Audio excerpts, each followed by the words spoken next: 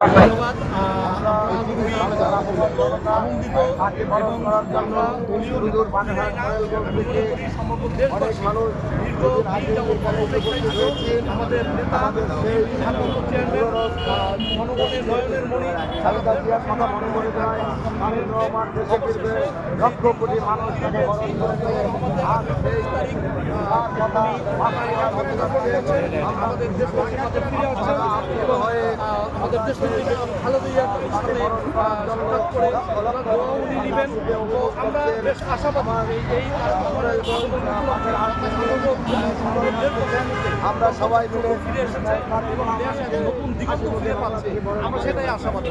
তারেক রহমানের আগমন এবং তার এই সম্বর্ধনা সভায় আমরা এই স্টেজ দেখতে আসলাম নেতাকর্মী হিসাবে।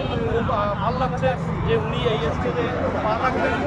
সবার মাঝে শুভেচ্ছা আমি সমগ্র দেশবাসীকে অনুরোধ করবো ওই দিন আমরা সবাই বিশ্বের সবাই এখানে উপস্থিত থাকবো। ধন্যবাদ।